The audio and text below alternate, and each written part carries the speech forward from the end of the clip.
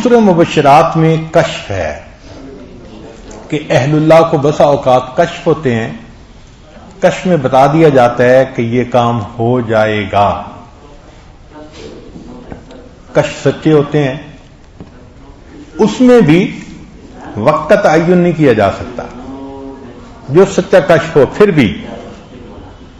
چنانچہ حضرت مولانا قاسم نانوتوی رحمۃ اللہ علیہ کا ایک خادم تھا، بوڑھا، وہ کئی دفعہ بڑی مزے کی باتیں پوچھتا تھا.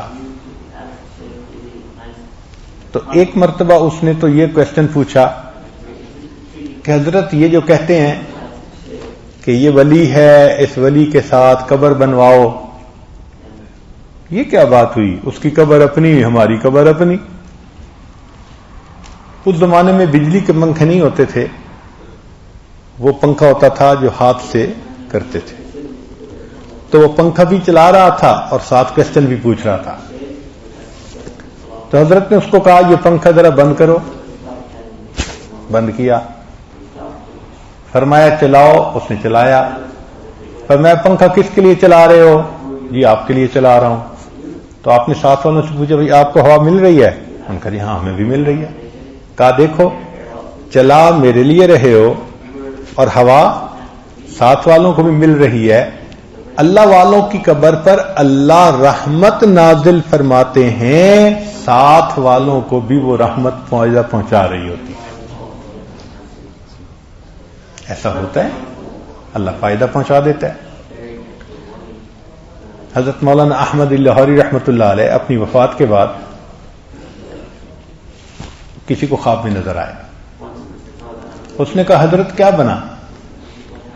فرمان لگے اللہ رب العزت کے حضور پیشی ہوئی تو اللہ تعالیٰ نے فرمایا احمد علی تو اتنا کیوں روتا تھا؟ حضرت بہت کثیر البکا تھے، بہت روتے تھے، آنسو ٹپکتے رہتے تھے. تو حضرت اللہ نے مجھ سے پوچھا کہ احمد علی اتنا کیوں روتا تھا؟ تو کہنے لگے میں تو گھبرا گیا اور میں نے اور رونا شروع کر دیا کہ من نوکش فی الحساب فقد عذب، جس سے پوچھ کچھ شروع ہو گئی اس پہ تو عذاب ہوگا. تو میں اور رونے لگ گیا. تو رب کریم نے فرمایا کہ احمد علی تو اور روتا ہے، حالانکہ تیرا نام اعمال میرے پاس ایسی طرح سے آتا تھا کہ پچھلے 20 سال سے کوئی گناہ درج نہیں ہوتا تھا. اور پھر فرمایا کہ آج تو تیرے انعام کا وقت ہے، ہم نے تیری بھی بخشش کر دی اور جس قبرستان میں تجھے دفن کیا گیا اس قبرستان کے سب مردوں کی بھی بخشش کرنا. ایسا ہوتا ہے. تو اس بڑے میاں نے یہ سوال پوچھا. پھر وہ جا رہا تھا حضرت کے ساتھ کسی گھر کی طرف. راستے میں پوچھتا ہے کہ حضرت یہ کیا مسئلہ ہے کہ انبیاء کے جو کشف ہوتے تھے وہ بالکل سچے ہوتے تھے اور اولیاء کو بھی کشف ہوتے ہیں مگر کبھی سچے بھی ہوتے ہیں کبھی نہیں بھی ہوتے. تو حضرت نے جب بات سنی تو وہیں کھڑے ہو گئے. کھڑے ہو کے پوچھا اچھا یہ بتاؤ وہ جو دروازہ ہے نا فلاں گھر کا وہ یہاں سے کتنے قدم دور ہوگا؟ اس نے کہا جی اندازاً کوئی 200 قدم ہوگا. فرمایا گنو. اب وہ چلتا رہا تو 200 قدم پورے بھی ہو گئے، ابھی بھی 100 قدم دور تھا. تو 300 کی جگہ 200 اس نے سمجھ لیا تھا. لیکن جب بالکل دروازہ سامنے آ گیا نا تو کہا کہ اب رکو اور اب بتاؤ کتنا ہے؟ اس نے کہا جی اب تو 3 قدم ہے، اور وہ 3 قدم تھا. تو حضرت نے مسئلہ سمجھایا کہ دیکھو انبیاء کو بھی کشف میں چیز دکھائی جاتی ہے مگر بالکل قریب سے کہ ان کی بات ایسے سچی ہوتی ہے جیسے تم نے 3 قدم کہا اور 3 قدم ہی تھا. اولیاء کو بھی چیز دکھائی جاتی ہے مگر دور سے دکھائی جاتی ہے، اس لیے ان کا جو اندازہ ہوتا ہے کبھی ٹھیک بھی ہوتا ہے کبھی غلط بھی ہوتا ہے.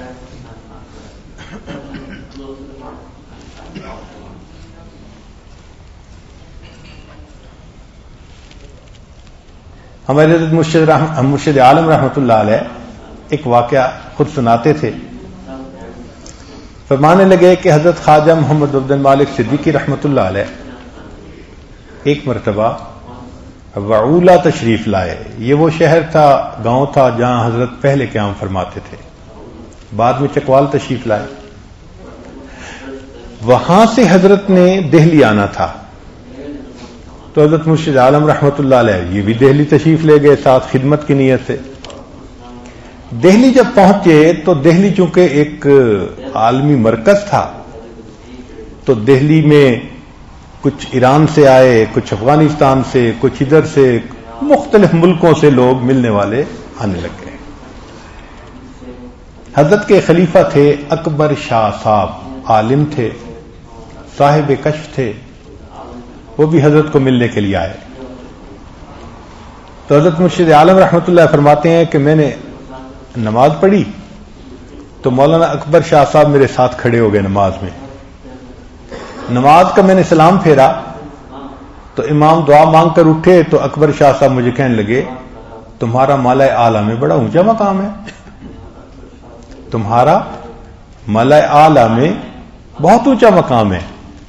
تو حضرت فرمان لگے میں بڑا حیران، یہ کون ہے بھائی جو مالا اعلیٰ کی سیریں کر رہا ہے اور کہہ رہا ہے کہ بڑا اونچا مقام ہے. میں نے اس بات کو اگنور کر دیا.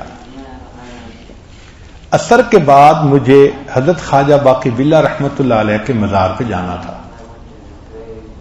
میں نے حضرت خواجہ عبد المالک صدیقی رحمۃ اللہ علیہ سے اجازت مانگی کہ اجازت ہو تو میں حضرت خواجہ باقی باللہ رحمۃ اللہ کے مزار پہ ہو آؤں، مراقبہ کروں گا. حضرت نے فرمایا ہاں جاؤ، اور غلام حبیب یہ مولانا کو بھی ساتھ لے جاؤ. اور میں نے دیکھا تو وہی مولانا ملا اعلیٰ کی سیر کرنے والے. تو میں حیران کہ بھئی نماز ساتھ پڑھی تھی تو یہ کیا، اب مراقبے کے لیے جا رہے ہیں، اللہ خیر کرے. وہاں جا کے مراقبہ کیا تو مراقبہ کر کے جب اٹھے تو واپس آتے ہوئے وہ مولانا اکبر صاحب جو تھے وہ فرمانے لگے کہ مجھے کشف میں تمہاری ازدواجی زندگی کے بارے میں بتایا گیا ہے. کشف میں تمہاری ازدواجی زندگی کے بارے میں بتایا گیا ہے. تمہاری 2 بیویاں ہیں، ایک بہت محبت کرنے والی، خدمت کرنے والی، نیکی والی، مگر وہ جلدی فوت ہو جائے گی. اب جس بندے کو نیک بیوی کے جلدی مرنے کی خبر دی جائے تو کہتے ہیں آپ کی 2 بیوی ہیں، ایک بیوی بہت نیک، بہت وفادار، بہت نیکوکار، مگر وہ جلدی فوت ہو جائے گی. اور دوسری بیوی تمہاری تمہارے راستے کی رکاوٹ ہے، اس کو تم طلاق دے دینا.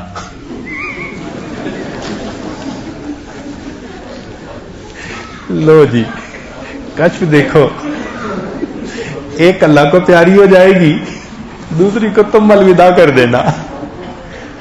اور پھر اس کے بعد تمہارے پاس 2 رشتے آئیں گے. جو پہلا رشتہ ہوگا وہ دنیا دار لوگ ہوں گے، ان کا رشتہ قبول نہ کرنا.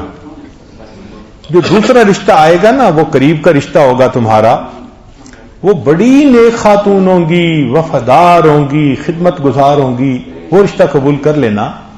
پھر اس سے اللہ تمہیں اولاد دیں گے، ایک کا نام عبد الرحمن، ایک کا نام عبد الرحیم ہوگا، نام بھی بتائے خاک. اور اللہ ان بچوں کے ہاتھوں پہ دین کو پھیلائے گا. حضرت فرماتے ہیں میں نے بات تو سن لی مگر میری حالت غیر. میں آیا اور حضرت کے ساتھ سامنے کہنے لگا حضرت یہ مولانا جو میرے ساتھ آپ نے بھیجے تھے تو یہ تو کہتے ہیں مجھے تیری ازدواجی زندگی کے بارے میں کشف ہوا ہے. حضرت مان لگے ہاں ہاں ان کے کشف سچے ہوتے ہیں. میں نے کہا حضرت پھر میرا راڑا باڑا ہو گیا. اگر ان کے کشف سچے ہوتے ہیں نا پھر میرا راڑا باڑا ہو گیا. تو حضرت صدیقی رحمۃ اللہ نے پھر خواب سنا اور فرمایا کہ ہاں ایسے ہی ہوگا. اور اللہ کی شان کے ایسے ہی ہوا.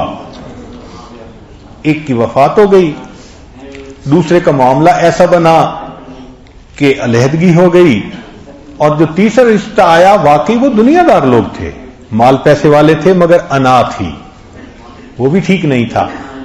اور جو پھر آیا وہ ماموں کی بیٹی تھی، اور اللہ رب العزت نے ان کو زندگی کا ساتھی بنایا. اور ان سے اللہ نے وہ اولاد عطا فرمائی جو آج بھی اس سچے کشف ہونے کا ثبوت موجود ہے.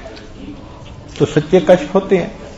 اگلی مزے کی بات سنیے کہ حضرت خواجہ نواز صدیقی رحمۃ اللہ علیہ نے اپنی اہلیہ تھیں تو ان کو یہ بتایا کہ غلام حبیب کے بارے میں وہ اکبر شاہ صاحب کو کشف ہوا ہے کہ ان کی اولاد ہوگی اور ایسے ہوگا اور ایسے ہوگا. تو انہوں نے کہا کہ آپ اپنے بارے میں بھی تو ان کو کہیں اپنے بارے میں ہی تو کہیں. تو مولانا اکبر شاہ صاحب جو ہیں وہ پھر گئے مراقبے کے لیے اور اللہ کی شان کہ انہوں نے مراقبہ کیا اور آ کے کہا کہ آپ کے نصیب میں اولاد ہے, بیٹی ہوگی, نام فاطمہ ہوگا, فلاں ہوگا, بیٹے ہوں گے, یہ نام ہوگا, بتا دیا. جب واپس آئے اور خواجہ حضرت نے اپنی اہلیہ کو بتایا تو وہ کہنے لگیں یہ بھی تو پوچھنا تھا نا اولاد مجھ سے ہوگی یا کسی اور سے ہوگی. یہ بھی تو پوچھنا تھا نا. تو ان کی بار بار اصرار پر حضرت نے ان کو 30 دفعہ بھیجا کہ بھئی جاؤ. وہ گئے, صبح سے لے کے دوپہر تک بیٹھ بیٹھ کے گردن ٹوٹ گئی مگر کچھ نہیں بتایا گیا. وما تشاءون الا ان یشاء اللہ. تو بسا اوقات کشف ہوتا ہے اور صحیح ہوتا ہے مگر اس کے پورا ہونے میں کچھ وقت انوالو ہوتا ہے. یہ معاملات اللہ ہی کے سپرد کرنے چاہیے. اور اسی طرح کئی مرتبہ بندے کو الہام ہوتا ہے, وہ الہام بھی سچا ہوتا ہے مگر الہام کے بارے میں بھی اسی طرح کہ جلد بازی کا اظہار نہیں کرنا چاہیے بلکہ اللہ کی طرف متوجہ رہنا چاہیے. ایک سوال ہے یہاں کہ اگر مبشرات میں تاخیر ہو جائے پورا ہونے میں تو بندے کو کیا کرنا چاہیے؟ تو تاخیر ہونے میں سب سے پہلے تو یہ سمجھے کہ میں نہ سمجھ ہوں, مجھے الہام یا خواب کے سمجھنے میں مجھ سے کوتاہی ہوئی ہے. اپنے آپ کو ناقص سمجھے. جب بھی مبشرات کے پورے ہونے میں دیر ہو تو کیا کرنا چاہیے؟ اپنے آپ کو ناقص سمجھنا چاہیے. میں ناقص ہوں, میرے سمجھنے میں دیر ہو گئی, میں نے اس کو غلط سمجھا. ایک بات. دوسری بات کہ اس دوران دوام الاضطرار والالتجا, استقام لیتا رہے, اللہ کے سامنے مانگتا رہے, عاجزی کرتا رہے. پورا تو ہونا ہے نا, اگر ابھی تک نہیں ہوا تو کیا ہو گیا, ہو جائے گا. اب یہ جو دوام الاضطرار ہے نا, یہ بڑی نعمت ہے اور یہ قبولیت کی نشانی ہے. چنانچہ نبی علیہ الصلوۃ والسلام کو بتلا دیا گیا تھا کہ کافر آئیں گے اور آپ لوگوں کا ان سے ٹاکرا ہوگا اور اللہ آپ کو نصرت مدد عطا فرمائیں گے. لیکن جب نبی علیہ السلام بدر کی رات کافروں کے سامنے تھے تو محبوب کی کیا کیفیت تھی؟ سجدے میں ہیں, رو رہے ہیں, عاجزی زاری کی انتہا کر دی. مجھے تو یوں لگتا ہے کہ محبوب صلی اللہ علیہ وسلم نے دعا مانگنے کا حق ادا کر دیا, بندگی دکھانے کا حق ادا کر دیا. یہ کہا کہ اللہم ان تہلک ہذہ العصابۃ لا تعبد بعد اليوم. اے اللہ, یہ مٹھی بھر لوگ اگر یہ سب ہلاک کر دیے گئے تو آج کے بعد آپ کی عبادت کرنے والا کوئی نہیں رہے گا. اللہ اکبر. محبوب صلی اللہ علیہ وسلم کے کندھے پہ ردا تھی, چادر تھی, چادر بھی نیچے گر گئی عاجزی کرتے ہوئے. آنسو ہیں, سجدہ ہے, اتنی عاجزی سے یاد کر رہے ہیں. تو یہاں ایک سوال پیدا ہوتا ہے کہ نبی علیہ السلام نے یہ کیوں فرمایا کہ اگر یہ مٹھی بھر لوگ فوت ہو گئے تو تیری عبادت کرنے والا کوئی نہیں رہے گا؟ محدثین نے کہا اس لیے کہ نبی علیہ السلام نے صحابہ کی اس جماعت میں اپنے آپ کو بھی شامل فرمایا تھا. اور واقعی اگر نبی علیہ السلام شامل ہوتے اور پھر وہ جماعت ہلاک ہو جاتی تو دنیا کو پھر اللہ کا نام سکھانے والا کون ہوتا؟ تو محبوب نے صحیح بات فرمائی کہ اگر یہ جماعت ہلاک ہو گئی اللہ تیری عبادت کرنے والا کوئی نہیں رہے گا. مگر محبوب کی جو عاجزی تھی وہ ایسی تھی کہ صدیق اکبر رضی اللہ عنہ پاس تھے. انہوں نے جب محبوب صلی اللہ علیہ وسلم کو دیکھا تو ان کے دل پہ شرح صدر کی کیفیت آ گئی, سکینہ نازل ہوئی. تو انہوں نے کہا اے اللہ کے وسلم سر اٹھا دیجئے, اللہ تعالیٰ نے آپ کی دعا کو قبول کر لیا. تو بھئی یہ کیا کہ محبوب ایسے دعا مانگ رہے ہیں اور ابو بکر صدیق جو درجے میں کم ہیں, امتی ہیں, ان کو یقین ہو گیا. ہاں ایسا ہوتا ہے. یہ ظاہری انشراح کو دیکھ رہے تھے چونکہ ابھی راہی تھے راستے کے, اور محبوب صلی اللہ علیہ وسلم اللہ کی بے نیازی کو دیکھ رہے تھے. وہ کامل تھے, ان کی نظر اللہ کی بے نیازی بھی تھی. اللہ اکبر. جب اللہ کی بے نیازی کا معاملہ ہو تو انبیاء بھی تھرا رہے ہوتے ہیں. ما شاء اللہ کان وما لم یشاء لم یکن. یہ عاجزی تھی نبی علیہ الصلوۃ والسلام.